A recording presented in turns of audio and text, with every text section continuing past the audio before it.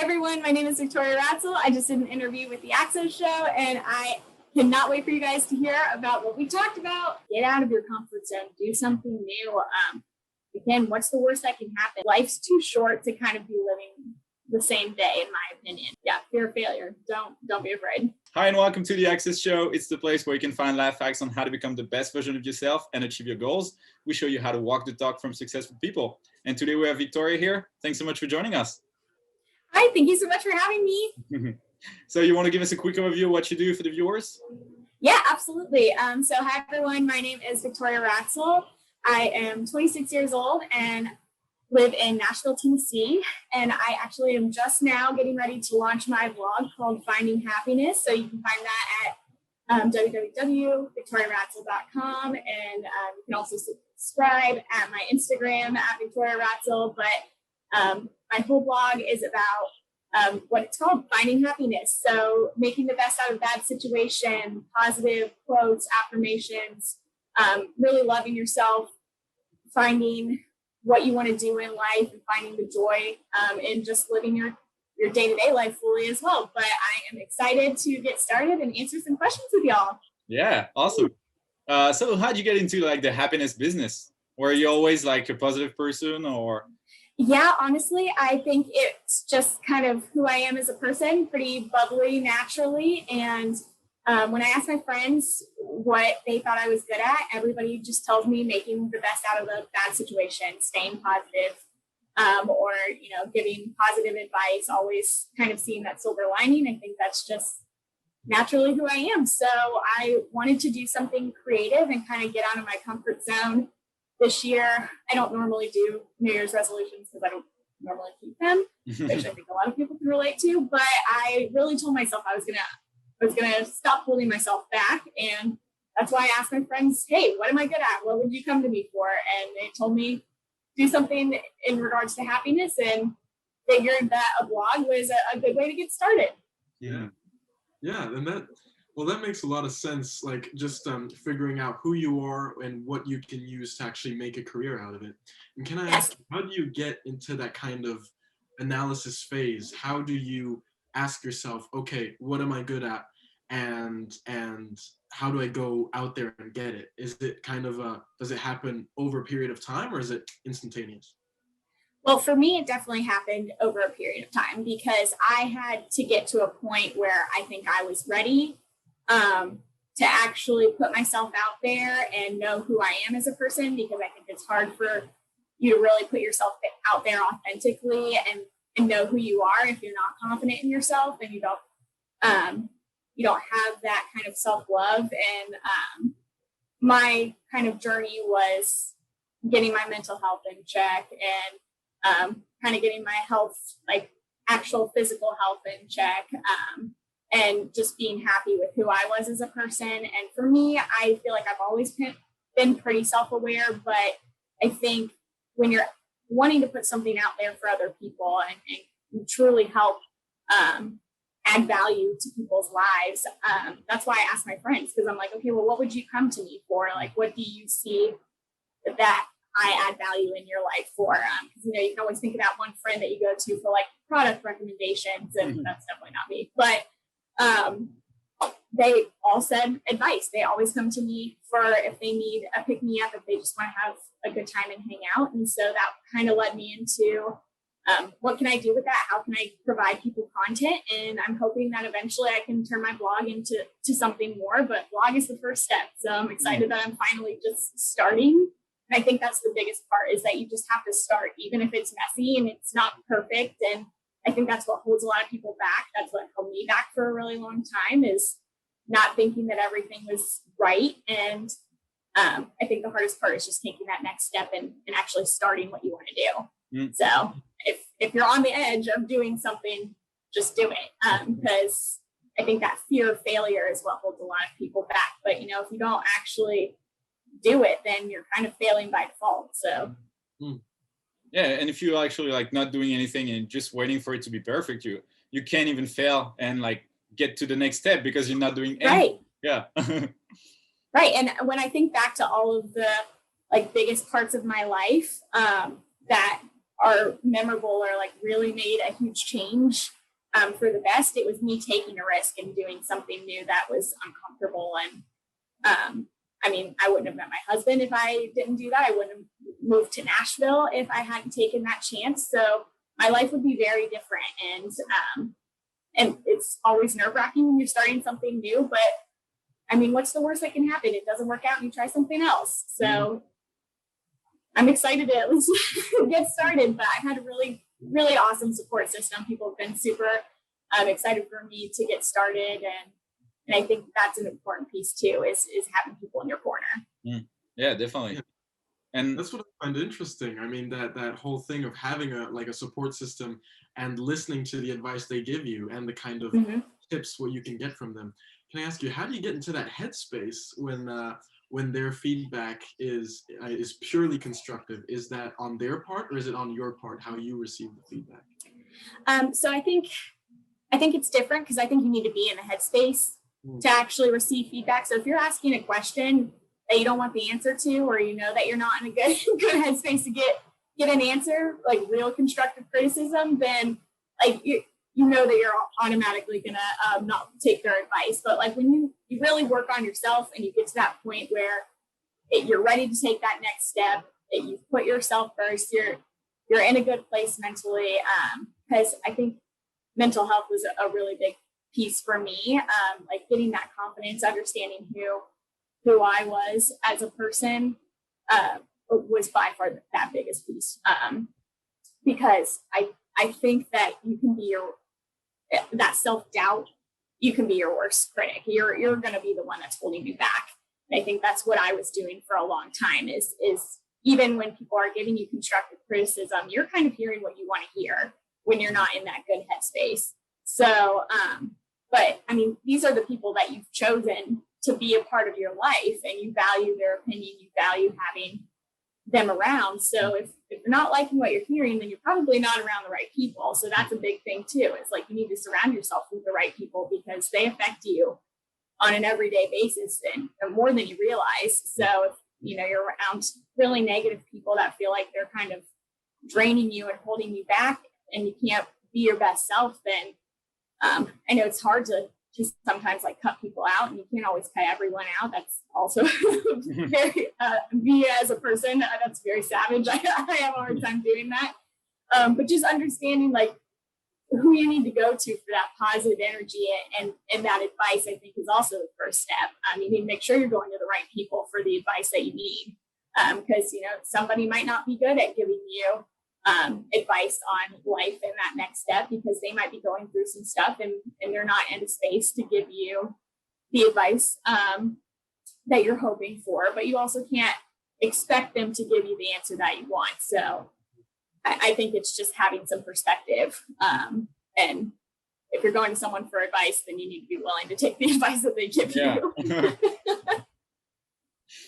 And so, like, in terms of like daily life, how do you like prioritize your happiness over other stuff? Like if you see like maybe like values and maybe like happiness is over work. So if you're like, all right, I'm gonna stay and work late, it's gonna make me less happy than like spending time with your husband or stuff like that. So like, how do you like make choices on a daily basis to make sure you're still happy at the end of the day? Oh my gosh, such a good question. Because I still struggle with that every day. And I think us just being human, sometimes you're going to have to prioritize just the responsibilities that you've signed up for over what you're ideally going to want to do. Obviously, if I wanted to pick between working late and like going out to dinner with my husband, I would always want to pick going out to dinner with my husband. But I think that's when you go back to just evaluating where you're at in life and all of your priorities, the things that you've signed up for, because your job is a huge piece of that. So if you don't like the people that you work with, if you don't like the work that you're doing, that's going to be draining a ton of energy out of you too. And that's life's too short for you to spend every day working in a job that you don't love. So that's one piece of it. But I think it's, even if you have a really busy or stressful day, finding even one thing that you can do for yourself every day. Even I know a lot of people are really successful from like morning routines. Mm-hmm. So if that's just like you taking an hour every morning to do something that you love, if it's literally sitting with your cup of coffee and like nobody bugging you, hey, that's like your moment. But for me, working out is like my way of like channeling all of my frustrations or, you know, anxieties that I've been having. It gives me a lot of time to like clear my headspace. I can jam to all of my favorite music because I'm a big music person. That always puts me in a good mood. But I just think that everybody's going to be different, and your day isn't going to always look ideally what you want that to look like. But just remembering that even if it's in a small way, putting yourself first, even for a couple of moments, is gonna really change things for you. I know it did for me. Or even if I'm stressed and like have back-to-back meetings, just take a minute, breathe, go walk, do something else. Like you have that freedom to do that, even if it's something small. Yeah, I love the idea of going for a walk, because that's distraction, but it's also productive. It's good to be with yourself. And, and since you talk about finding happiness, how do you view distraction? Is it a good way to challenge our subconscious to find the happiness in our lives, or is it just entertainment and that in itself is happiness?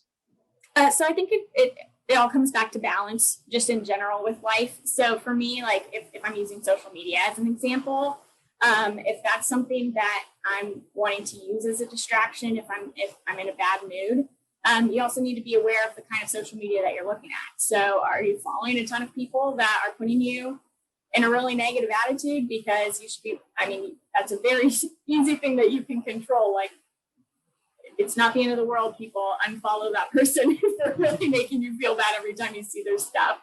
Or like follow things that are going to make you happy.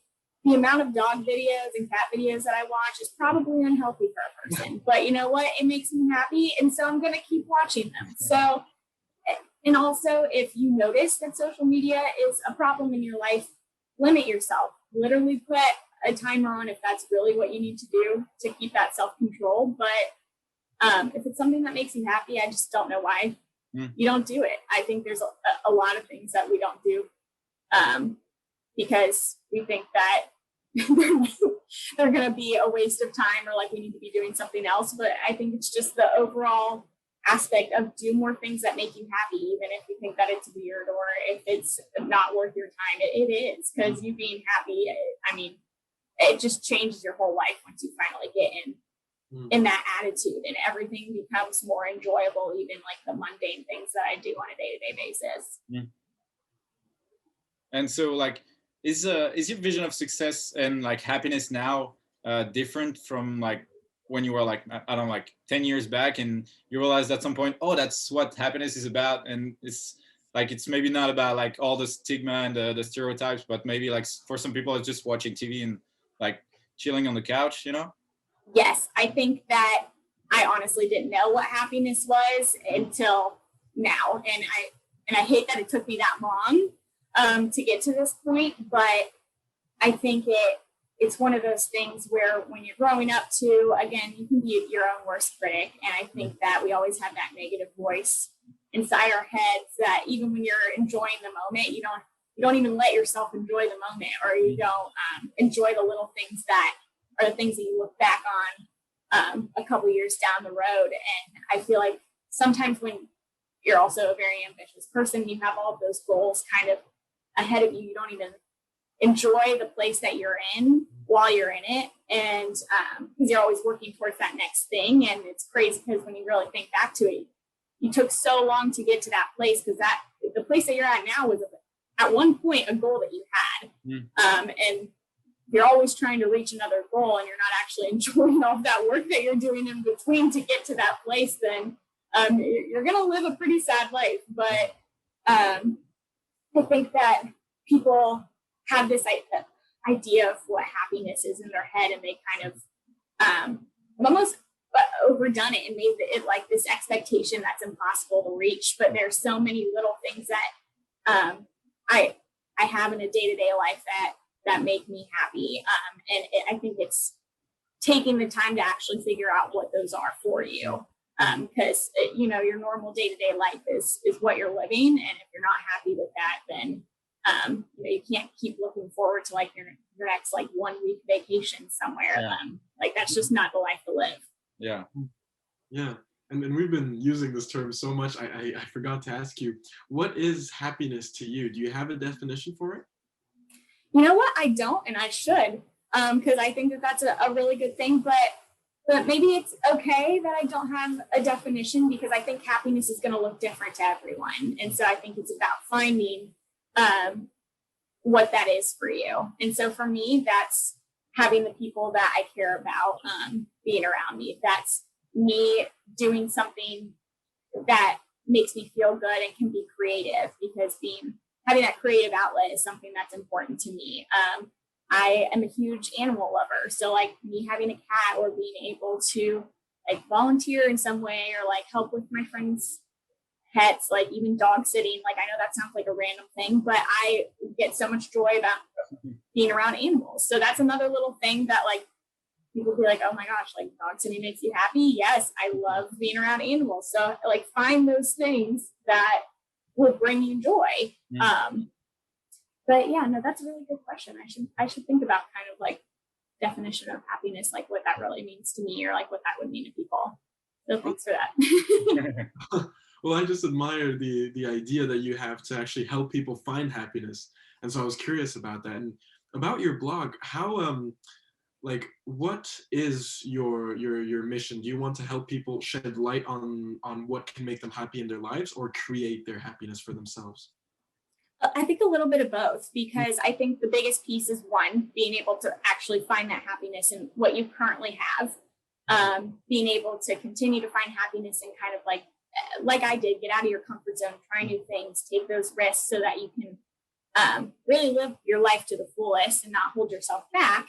And then also just for me, it was dealing with the bad situations that are going to happen in life, because unfortunately, like that's how life is, and you're going to have bad things happen, but being able to come through that as a better person, being able to actually just come through the situation in general is what I want to help people get through too, because there's been a lot of things in my life that I thought I wasn't going to be able to get through, and understanding that you have those people, and that, you know, it's not the end of the world when something like that happens, and there's so many other things to look forward to. I just wish that somebody could have been there for me to kind of show me that like there's just so much to life and you're not living it. And so I think it's about the balance of being able to enjoy every day, and also being able to go and do something that maybe you can't do every day, like a fun vacation, or even just rediscovering yourself, because I think that so many people don't actually know who they are as a person either. And so finding that time to like love yourself, because I think it's like that, what the flight attendants always tell you. So, you know, when you need to put the mask on yourself before you help somebody else, it's literally like that in life. Like you're not going to be able to live your life to the fullest and like even enjoy life with other people.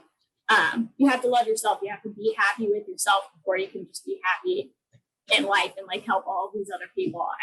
I feel like I've just spent so long thinking that it's selfish to take care of yourself, because that's also how I was raised, is like, you know, you help people, you volunteer.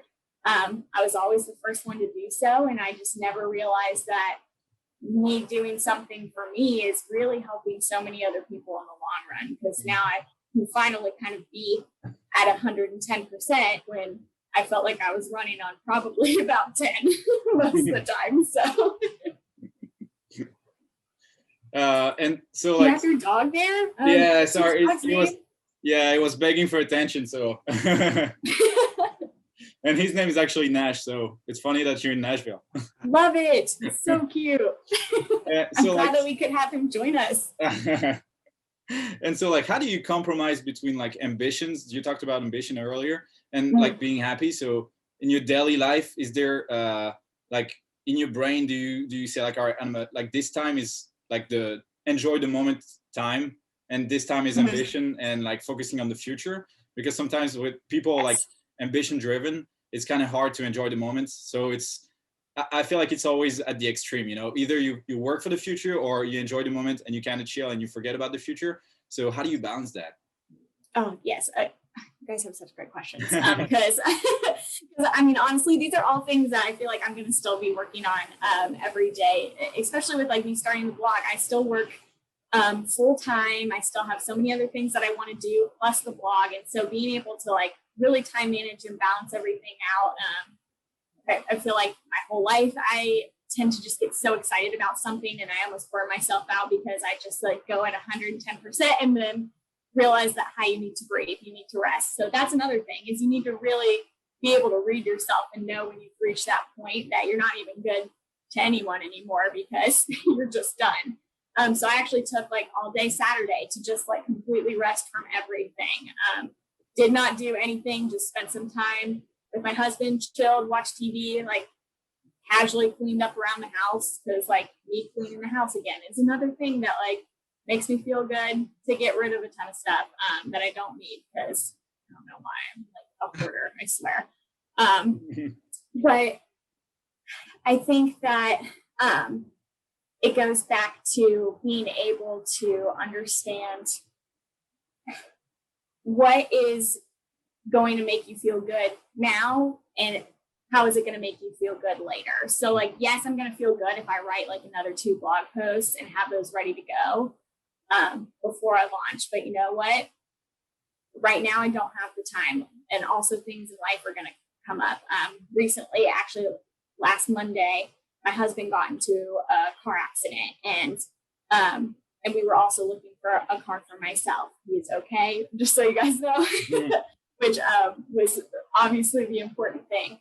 But now we had the stressor of, okay, now we need to buy 2 cars at the same time. Obviously, that's not ideal.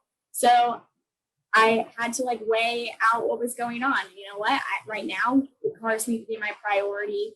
My work, like my full-time job schedule has been, it's kind of like busy season for us. So that's been a little bit more than I was expecting. So no, I'm not going to have as many blog posts up when I go live. But again, like the important part is to start and stop putting that off just because it wasn't the expectation that I had in my head. So I think it's managing those expectations and realizing that just because it wasn't what you were expecting doesn't mean that it's a bad thing.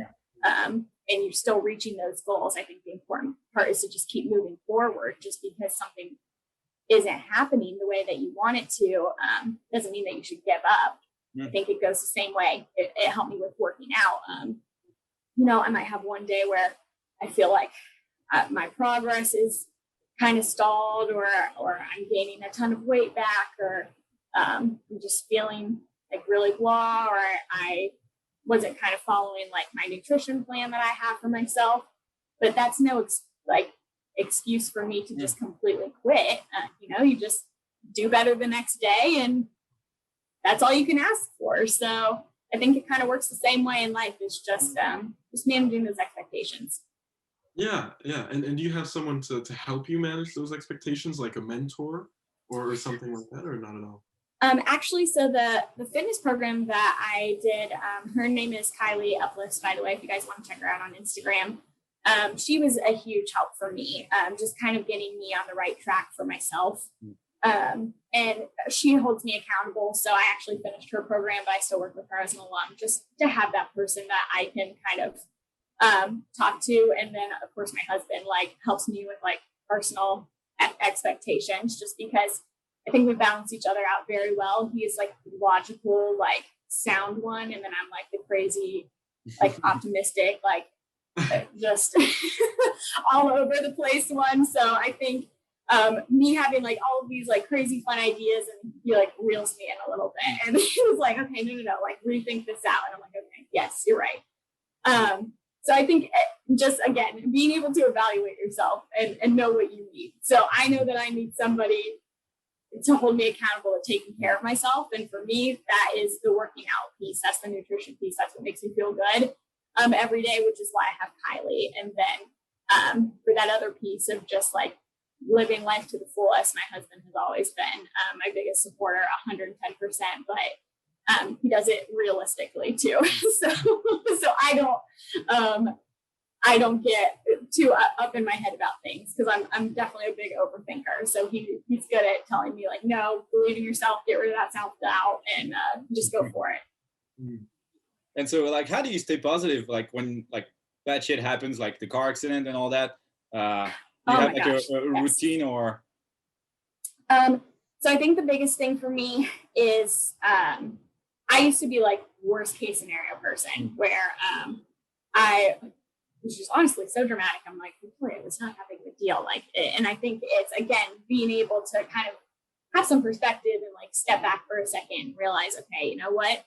Yes, it sucks. Like, we definitely don't have the money for 2 cars. Like, that's going to be kind of stressful, but he's okay. Like, that's the important part, is that like, he's fine and we'll make it work. And I know that that sounds good in theory, but I think it's also about knowing what steps to put in place in order for you to get to that point. So like for me, just knowing that, you know what, I'm not going to be able to eat out as much or like shop as much as I want because we have those extra expenses.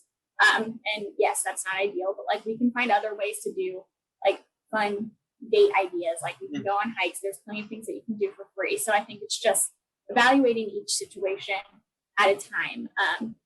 Another example is we had to cancel the wedding. So obviously like that was not ideal.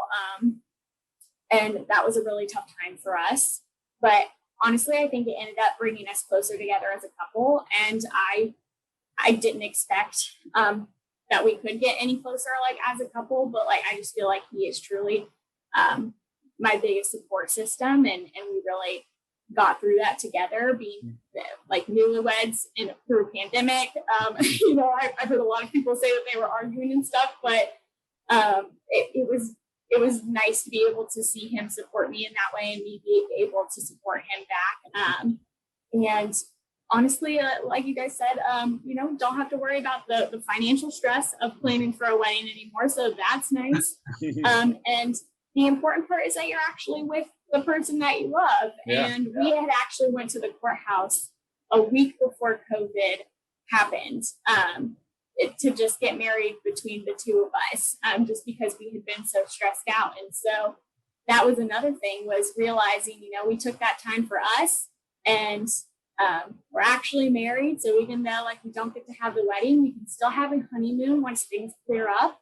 And celebrate with our friends and family once things clear up. So again, like life's going to throw you a lot of curveballs, and I think it's just being able to understand that it's not going to happen the way that you want it to happen most of the time. And so what are those things that you can do to still get enjoyment out of that situation? Or like, how did that help you grow as a person?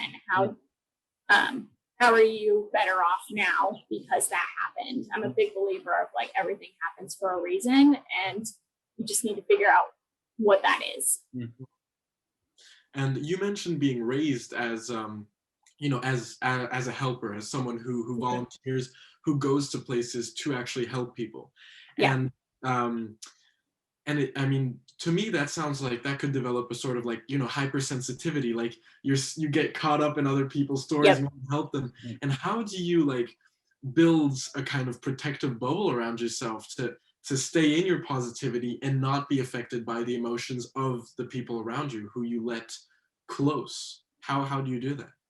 Yeah, again, you know, y'all are coming up with some amazing questions. These are just things that like I'm still honestly figuring out. And I think the biggest thing for me was, again, knowing who I am. So I know that I'm a super empathetic person. I'm going to be the first person to want to volunteer and help, but I have to evaluate how much I have on my plate, where I'm at, because if I'm not in a good headspace and I'm going to come and help you, I'm probably going to be like having a negative attitude the whole time that I'm there, or kind of bringing that person down when like that's not what they need right now. So you need to know that like you're not available to help this person, even if you have your best interest of wanting to, because in the end you could make things worse. Or knowing that, you know what, I can't volunteer for that today because I have other commitments that I've already made, and I need like 5 minutes to actually be able to like eat something throughout the day. So again, like I'm not going to be able to help all these people that I already told that I want to help if I'm not at my best, if I'm not taking a second to literally just like eat or take a minute to do something, even if it's a quick walk or if it's being able to just breathe. So I think it goes back to managing your priorities and knowing what's important to you. So if helping that person that is in a bad place is more important to you at that moment, that's what you do. But I think it's also important that we go back to like the whole attitude thing. Because if you're not in a good headspace, like don't bring your negativity onto other people. Don't project that, because it's really easy to do. And I think that's the biggest thing too, is when I see that like friends are in a bad spot and they might say something that they don't mean, or you can tell that like somebody's just having a bad day and they're just like being cynical about everything. If it's like at work or, just everything's going wrong. I mean, try to be that positivity for them. Mm-hmm. Sometimes people are in such a bad place that like you can't drag them out of it. They're going to have to figure out how to get out of it by themselves. And it's hard when you're seeing people that you love struggling that way, but the only thing that you can do is let them know that you're there for them and that you're there to support them, and you're ready when they're ready to be there for them. But I think it's a case-by-case basis, but I think it's just being really transparent on like where you're at and how you can help. And honestly, sometimes it's just being there to listen. Sometimes you don't need to do more than that. That's really sometimes all that people need. And like in terms of visions and like goals and objectives and all that, how do you set them to make sure like you're gonna be more happy like in the future? And have you, like, double question, have you ever like hit a goal and then you're like, oh shit, like I'm less happy now, so I gotta fix that and like make sure I get back on track? Yes. Yes, absolutely. And I think it's one of those things where like, you know what, you don't always know right now whether that's going to be the best decision or whether you're going to regret it moving forward or wish that you'd done something else. But I think that's life and you have to get through it. And I just reevaluate, if I hit that goal and I'm like, oh crap, this is not what I was expecting. You got to try again. And I think it goes back to that failure piece. But when you think about all of the people that have been successful and happy in their lives, they have been through a lot of failure, and it was a lot of trial and error to get to that point. So I think that you can't look at it as, oh, I got to this goal and now like this sucks and I'm like less happy. I think you need to look at it as, okay, this isn't what I want. So what do I need to do to get to the next point? Or like, how can I take that goal and get to the point where now I'm going to be happier? So it's all about like kind of reevaluating where you're at. But I definitely still struggle with that. Know that never goes away. We're not just magically happy all the time, and don't take it as like, oh, I'm just this big bubble of positivity all the time. I have my bad days too, but I think it's about, again, having that perspective of knowing just because I have one bad day doesn't mean I have a bad life, or just because I'm dealing with a bad situation doesn't mean that I don't have things to be grateful for. Yeah. So the biggest thing for me has always just been mindset. And that was the biggest hurdle that I had to get over, because I just had, I think I had a positive attitude for so many other people, and I was bringing that positivity to so many other people except myself. So a lot of people were wondering how I could be so helpful to everyone else and then still feel so negative towards like my own things that were happening in my life. And so that was something that I had to get some perspective on and understand that, you know what, like it's okay to have a bad day, and I'm going to get through it. And so now I think I finally gotten to that point where I can see the good that's going to come out of the situation, but it takes time for sure. Yeah. And I'm going to take advantage of the fact that we have a great advice giver here with us to ask you, if you could leave one piece of advice to, as a legacy on this world, what would it be? Oh, wow. Wow, legacy to the world. No pressure. I think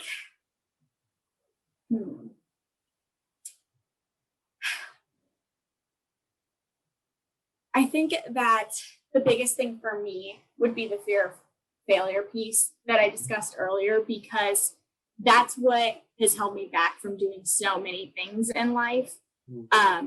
And that's all of those things that I was afraid to fail at. Those failures led me to so many other things that I didn't even know that I wanted, that I didn't know would lead me to another piece of success or another piece of happiness. So I think it's kind of what I've been going for this whole year of 2021 is like, get out of your comfort zone, do something new. Again, what's the worst that can happen? Like, you have people that are there to support you. Life's too short to kind of be living the same day, in my opinion. But yeah, don't be afraid to fail, because that's truly going to lead you to something that you weren't expecting. And I promise it's going to make life worthwhile. But yeah, fear of failure. Don't be afraid. Yeah, I love that. All right, Victoria, it's promo time for you now. So whatever you got going on, just promote your blog, all that. It's your time. All right. Well, yes, I'm so excited. I am finally launching my blog this coming weekend, guys. So please be on the lookout. For that, you can go to victoriaratzel.com to subscribe early if you want to be the first ones to read the blog when it goes live. But in the meantime, I absolutely love getting to know new people. So please follow me on Instagram at Victoria Ratzel. My DMs are always open. You can reach out to me if you just want to chat. If you like something that I talked about here today that resonated with you, I would love to expand on that more. But all my social media handles are at Victoria Ratzel. So I'd be happy to connect with you in any point there. And my email is also on my Instagram if you want to email me as well. But I absolutely cannot thank you guys enough for having me on here. This has been a blast, and I'm so glad that I took the chance to do this. So no, again, there you go, guys. Like, just take the chance and do something new. Thanks so much for doing this. Thank you. Yeah, this was a blast, and you guys are making a huge difference too in the world. Like, honestly, your whole page was just so positive. I love listening to everything. All the people that you bring on are so inspirational. So seriously, keep up the amazing work, because you're impacting so many people.